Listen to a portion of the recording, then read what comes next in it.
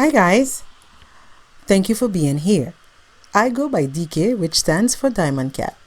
I'd like to start out by thanking you for your interest in my activities. The goal here is to keep you informed, particularly with topics that matter most to you.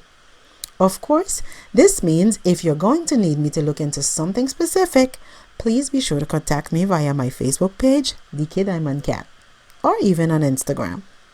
Now let's get into it. The island of St. Martin is unique for several reasons. It is one of the most cosmopolitan islands in the Caribbean region, with over 100 nationalities living on its soil.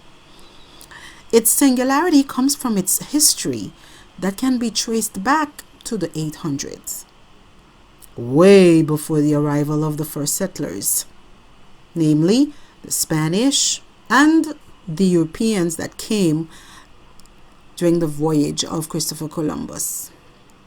According to accounts of our own historian Daniela Jeffrey, the island was a no man's land with the recurrent visits of the Caribs.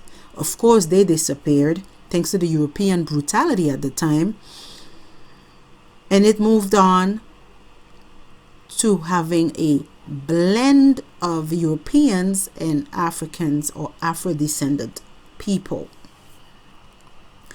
Nowadays, the island is the fruit of the ownership of two European nations, France and its cousin, the Netherlands. Now, of course, this has been quite a journey for the island. The same historian, the late Daniela Jeffrey, made it her life mission. She ensured we knew who we were, and of course, as she used to put it, she challenged both legal bodies of the island to look at the possibility to stick to the spirit of the Treaty of Concordia, which is celebrated March 23rd every year. Today, a political decision has affected the island of St. Martin, the friendly control at the French and Dutch borders of St. Martin. St. Martiners aren't used to justifying going back and forth on their island. They certainly do not adhere to any notion of cultural separation as they see it as one. But with challenges presented by the COVID-19, political leaders must take control of their country with its limitations. The unfortunate result is a border filtered in such a way that the people feel as if they have lost a piece of themselves. The Treaty of Concordia. Let's get into it. We had part 1, and here to continue, we have part 2 with Alum Paynes, Thierry Stephen, and Herbert Martina. All right, Alum, go ahead. Finish your train of thought. There was a negligence in a part of the northern side and the southern side. The negligence was what?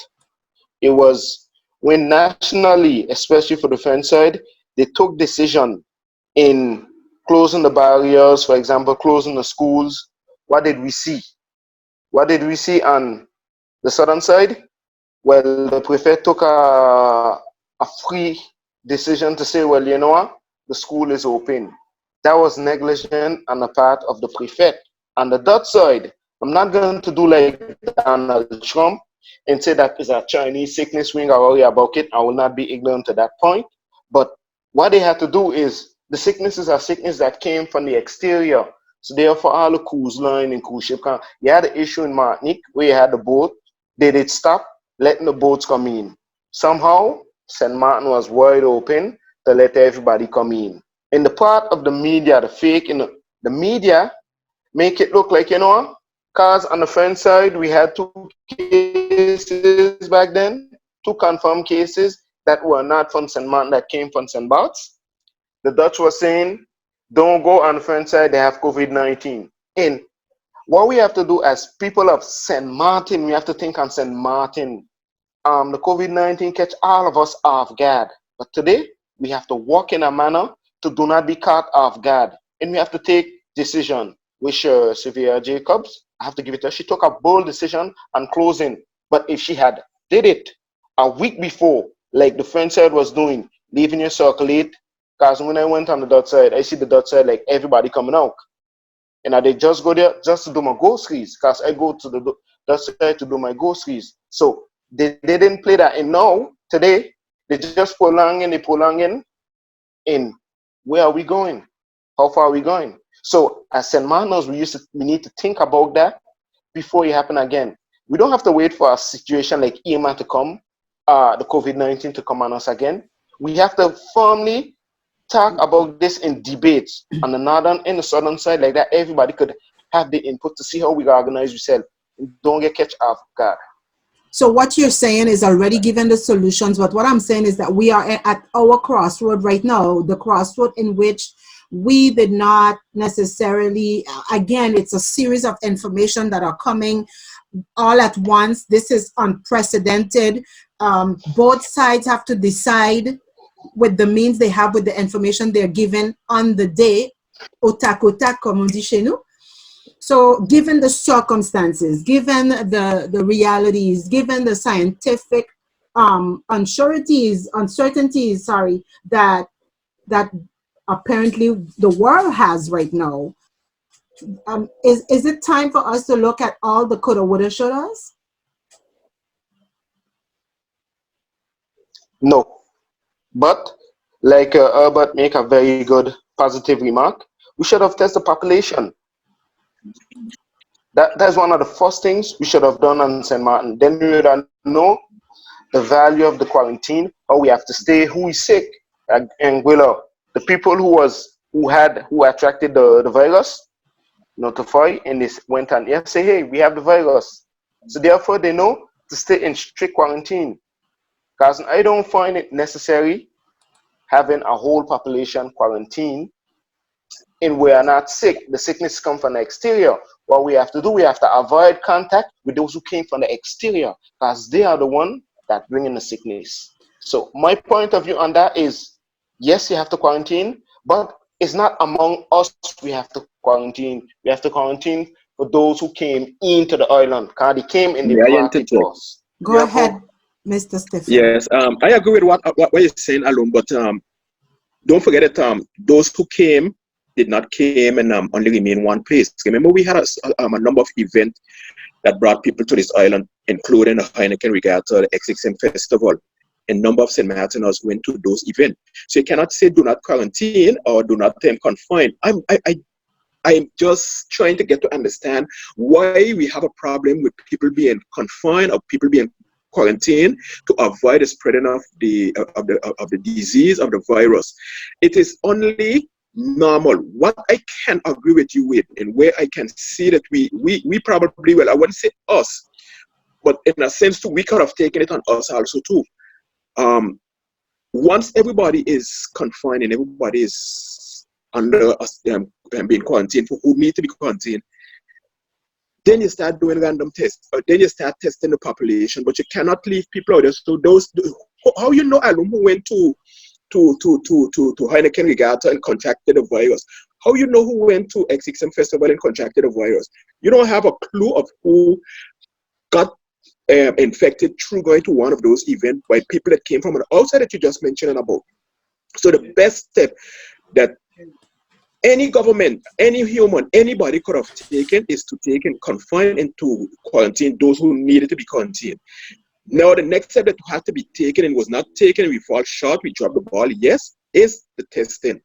We only feel like we have to test those once they come to us or once they decide on a voluntary basis to get tested. No, testing should not be that. We should start testing from us, Japan, go straight to Teobas. Everybody, and we do not have to do the type of testing that they are probably here now doing that they call depistage, which they decide, okay, we're going to test French Water people, we're going to skip Hopi State, we're going to skip Colsec, we're going to skip Grand Cause, and then we're going to go to Sunny Ground and to Agriman, Maragot, wherever. That is, so to me, is bogus. It is, in my opinion, and people should, of course, speak out against it. It is discriminating against those people, because XXM Festival was not held in French Quarter. X6M Festival was not held in Sandagong. It was not held in Agrimont. Same with Heineken Regatta either. But you can have people did from Orion Bay, from Colsac, from Terabas. They did went to the Heineken Regatta. They did went to the X6M Festival. So So did what people from Sandy Grong as well. People from everywhere. So did people from Sandagong, for the people from French Quarter. So there is no way you could tell exactly who is contaminated from who is not contaminated. The best move, people stay home and we start doing testing. Another best thing is do not take and discriminate and feel like you should target a segment of the population more than anybody else. Testing supposed to be done. It's supposed to be done on a wide basis. It's supposed to be done to everybody.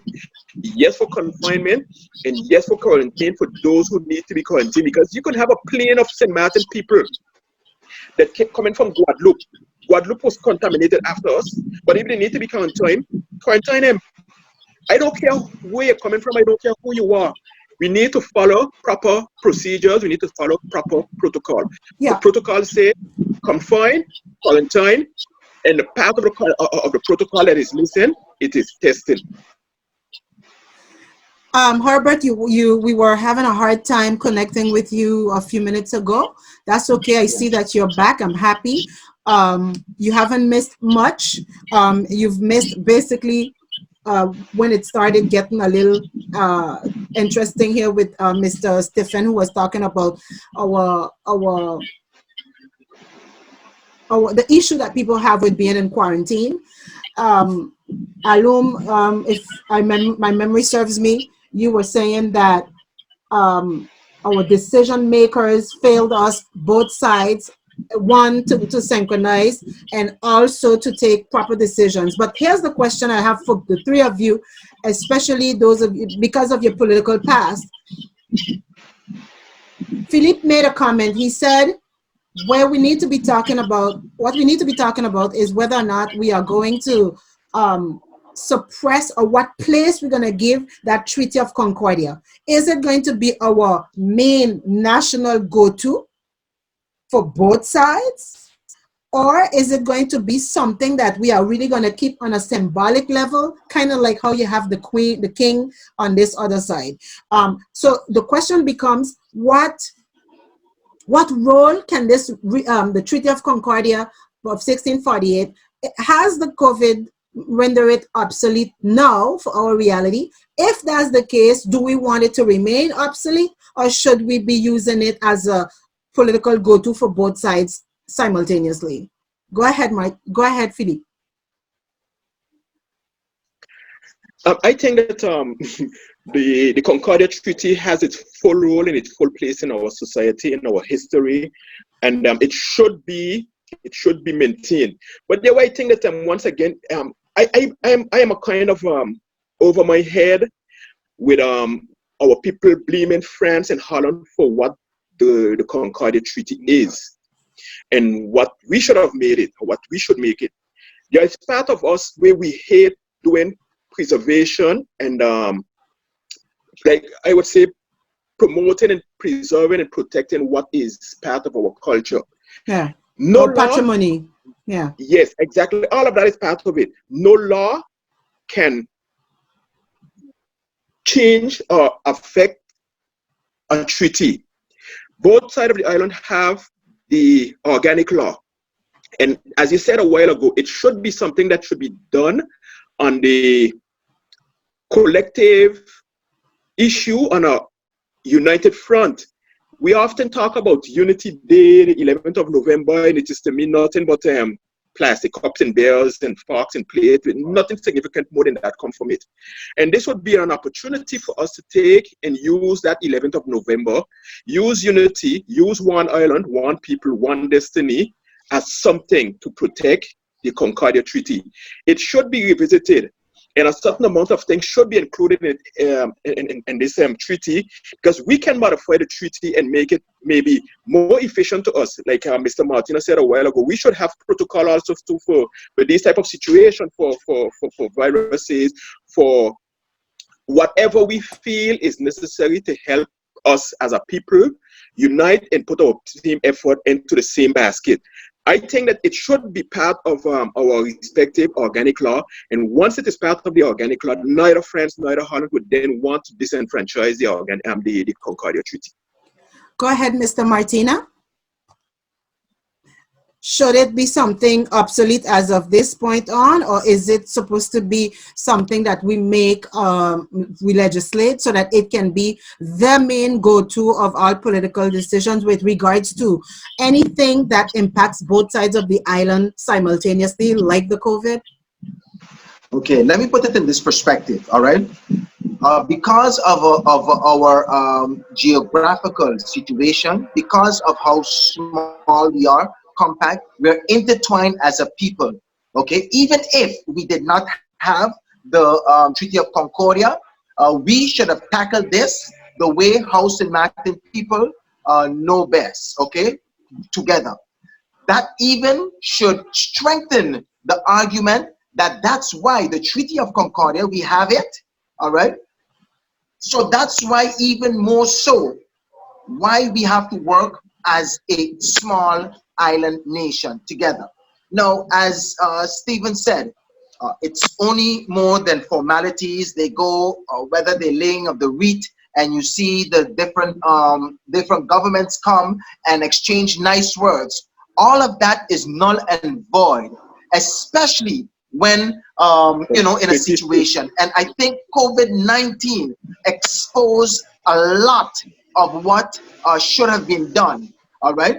And a good friend of mine once wrote a report and said a hurricane is a terrible thing to waste, meaning the opportunities that present themselves with a hurricane, we can learn from them.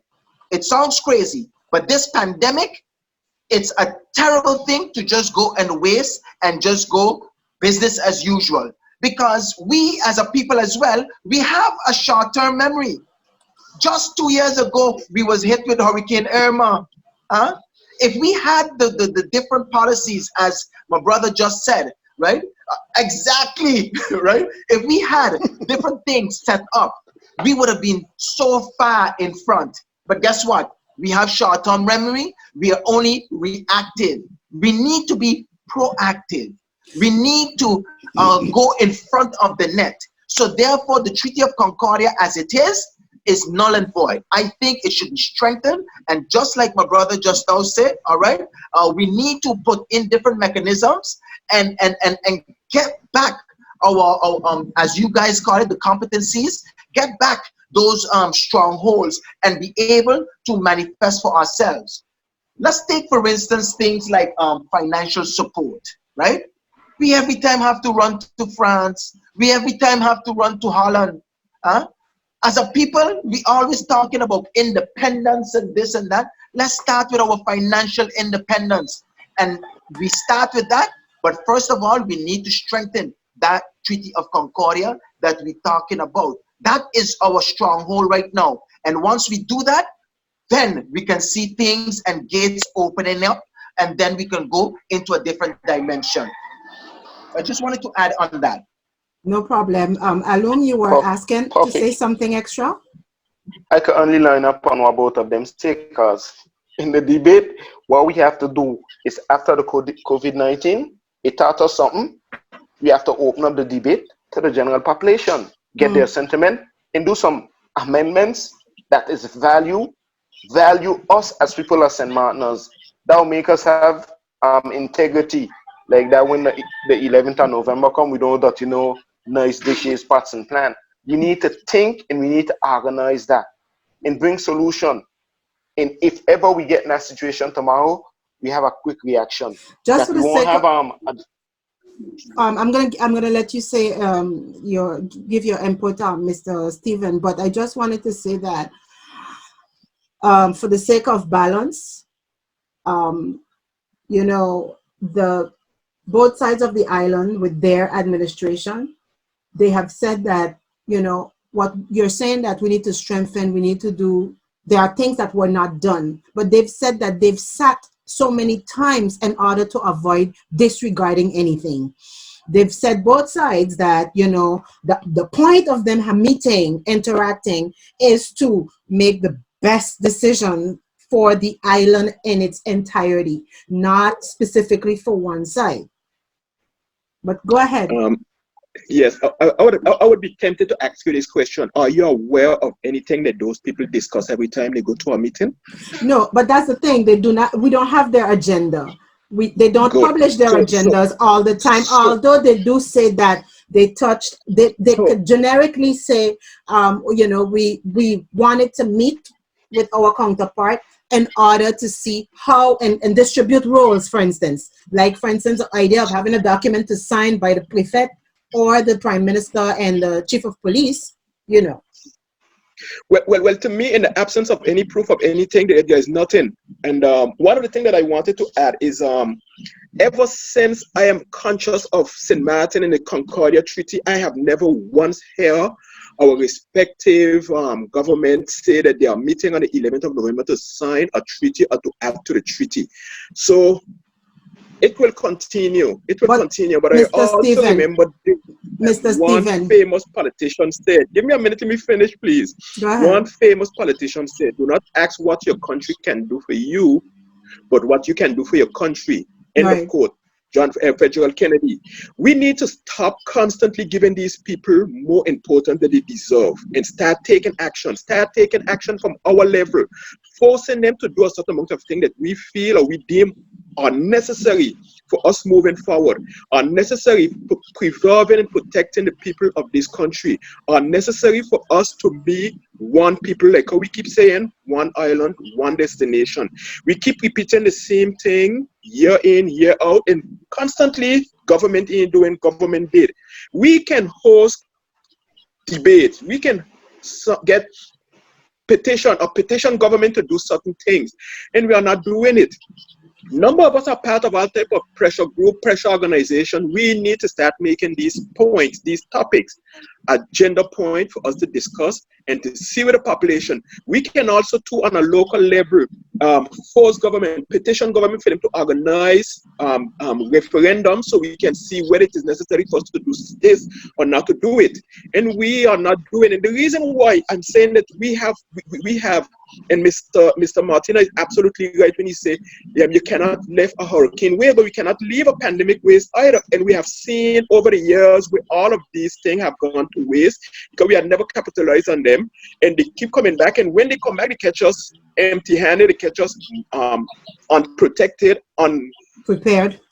prepared. Mm. And it's going to continue. It's going to continue because the type of government that we have, we said it a while ago, they do not foresee, they do not anticipate, they just manage everyday thing, and it will continue going on and on and on. Nothing will change. So just before I let you chime in, Mr. Martina, I wanted to remind, for the sake of balance, that Daniel Gibbs, the president, when he campaigned, he said he came up with this innovative new body or new organization, at least the idea of it, which is this St. Martin United Congress.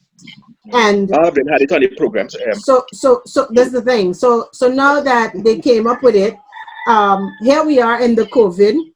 The fact that the collectivity has their competences and the state has theirs, the collectivity was going to meetings with them, but the display when press conferences were being held and so on, it was the two actual real powers of the island that were actually were presenting themselves to the public. And they're saying that it didn't change, nonetheless, the fact that they had already met and that they have a perfectly good relationship. And what's at stake here is not the relationship per se, but it's the idea that the decision is one and unique for both sides. Like right now, the 11th, they want to deconfine. The southern side is prolonging their state. Now, the synchronization is there now, not present. So what are we to understand or interpret from it all? Well, that's why I wanted to chime in on this topic as well. We mentioned that, yes, they have come out of press briefings where they had press briefings together, and they discussed, this was discussed, that.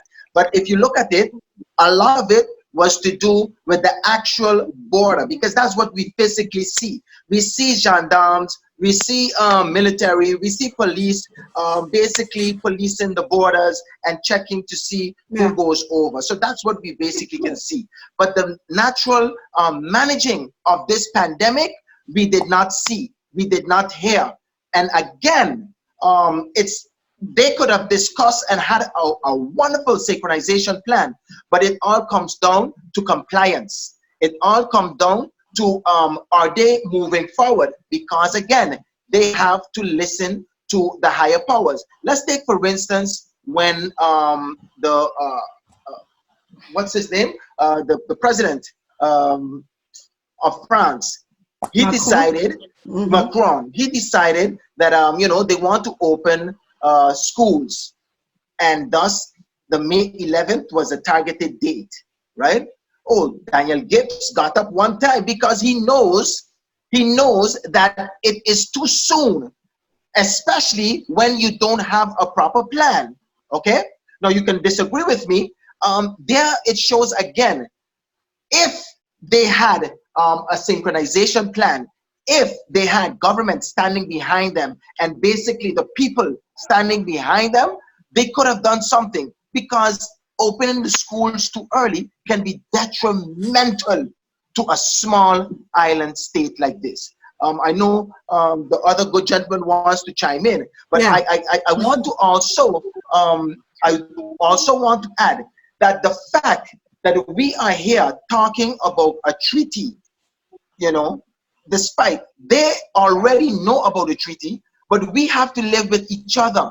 And it is the responsibility of our elected officials to do what is right, because a lot of them have dropped the ball. They have campaigned on things that, that we think that it's all good and dandy. And then when you look at it, basically it's not. They fall back on the same reactive measures. That's why we have to hold them accountable. But what do our people do? We vote them back in. We vote them, give them a chance. If they don't do what have to be done, then you take them out, plain and simple. And that's where the activism come in. DK? Go ahead, Mr. Stephen. Was it Stephen or Alum? Which one? Alum, Mr. Payne? Alum. Okay. Go ahead. Yeah. The problem comes back to us as St. Martiners. Because even though we have the national ordinance, like they could say, giving orders, it's we as people. We have to define who are we and what we are going to do from that point on. And today, we have all rights to act like that. It's not because the state say we reopen the schools, we reopen them. No. We have to take return. So therefore, we have a lot of planning to do and organizing to do right now. Like that tomorrow, if to happen again, we have the French-Dutch, I know the expression Thierry use. You have the French-Dutch borders, ministry. They take a quick decision, but they need to oversee that decision. But they have to think as us, what is good for us. Because the states can't take a decision for we as people and St. Martin. That's too harsh. They can't tell us what we gotta do, how we gotta do. We have to oversee that in advance and make our preparation what is suitable for us, what is acceptable for us. That is where you see we have leaders. Right. And So are far, you saying because Daniel's, because the president's position on this whole school opening or closing is still the fact that he is waiting for whatever the measures are that the state is going to be proposing. It's not a clear no, and it's not a clear yes. It's look, let me wait and see. Isn't that the position that all our officials are giving us all the time? Isn't that the position? We have to. We are too assisted. All right, we have to close it off. So I've listened to you, each one of you, and you've said a series of interesting things. You've said a series of interesting things in terms of where do we go from here. Because it's all good to have the conversation. We will retain that. We all agree that the closing of the border, which Philippe calls a filtering system, right? That we've been filtering it. That filtering is the manner in which that the filtration has been done is where the actual trauma comes in, or the one at least I referred to is that people are now traumatized by it because now reports are that even the gendarmes are not allowing families to exchange goods at the border, which is something that in the St. Martin psyche is something that is unheard of. It's like it's the Unheard DNA. of. It's the DNA of the territory, and so now it's a whole different something, and it's really the display of power that is there at stake. Because if you have a parent that is giving you food goods, and there you have law enforcement telling you there are stores over there, so find your grocery over there, leave it over there, and let us use ours for over here. That's a little complicated to comprehend right now. But the bottom line is you've said that our leaders have to be a little bit more proactive. They have to use the COVID as a new platform as to how we're going to move forward, how we're going to put St. Martin first on a synchronized level, if I get what you all have said. Yeah. I wanted to touch on the topic when you say we have stores over here and stuff. Imagine if both sides were to act like that. Oh, the international airport is on the Dutch side. We Right. have people working on the French side and on the Dutch side who lives vice versa. Imagine if that's the way, that's not the St. Martin way. That's not in the spirit of St. Martin. Okay? The economy is intertwined. So Right. where we have a free flowing movement, and then you're going to say it is just a display of power. And we have to realize that when somebody say no, you can't do this, we have the prefect and the prime minister who agreed that we have a movement at least for that day, and then you have something, no, this is France and stuff. Where in the world that somebody can tell you this is France even though it's French territory? You have to have people on the borders who have some kind of understanding and empathy for the people. That is just causing rift. It's causing friction, and it's not in the spirit of St. Martin, if How I do you should say so. Definitely. what's the risk there? Is it civil unrest? What's the risk? What's the ultimate negative outcome of this?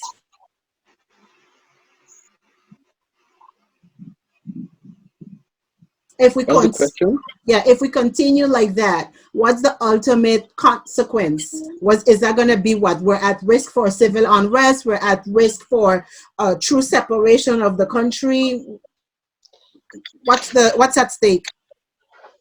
Well, I don't think It's that we gonna reach to that point. But like how I say once again, we need to as demand a lot more, maybe be less critical of our political leaders, but demand a lot more from them. I think we have a bit maybe more national representation than Holland. I don't know exactly how they do it, but we have a senator and we have a deputy.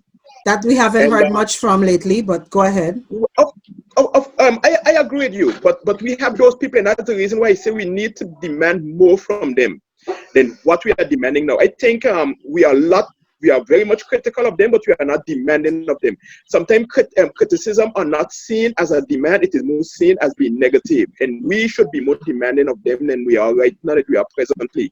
And we should also make unity has its full meaning, and not only plastic plate, grand, pretty clothes, pretty suits, and give it its full meaning and start sitting around the table and discussing serious issues, serious matters, and not constantly every time we feel threatened, we wave the Concordia Treaty flag, or we wave the Concordia Treaty whatever, and feel like we should use that as being something to point our finger at France or at Holland. We need to be a bit more proactive. We need also to be more ready as a people and take full responsibility. When we fail, we fail. And like Yeah. how Martina said a while ago, if they are not performing, if these people that we entrusted our destiny with, our future, are not performing, then we need to give them. We need to fire them, like how Mr. Trump said. We need to fire them. They are fired, and not give them the opportunity to be back there again to continue messing up consistently. Alum, But your last I words. mean, We're gonna on close my off. part is they're demonstrating the separation that they started in the 70s when Saint Martin used to write one way, Saint Martin, Saint, Saint Martin. that today you have Saint Martin in Saint Martin. So they are continuing their division in years to come. If we as people don't react, well, we're gonna get a physical battle that never existed. That's all I have to say. Martina, your last closing words? Um, well, I just want to thank you. Everybody said and they're in one accord, so I don't even have to echo this. All I want to say though is that we should take heed, and it is not pretty fancy suits, not pretty words. If we're saying that we're one people, one nation, just know that just like a hurricane don't stop at the frontier, just so COVID-19, and just so that we're intertwined, and we have to stop talking one people, one nation, and start living one people, one nation. That's what I Yeah. have to say. Exactly. Thank you, gentlemen, for this debate. I thought it was pretty interesting and enriching. It's going to air. People are going to listen to it. I hope it at least raises consciousness from both sides of the fence, whether you are political activists, leaders, future leaders, aspiring or whatever, and also the people in the community, your typical community organizer or community leaders. All of these people need to hear this information, because something did happen with this COVID. Is it did bring also a social trauma, because now we were forced to look at each other as different or separate, and that is not something we're used to, and it's definitely not part of our patrimony. Thank you, gentlemen. Thank you. Thank you for having us.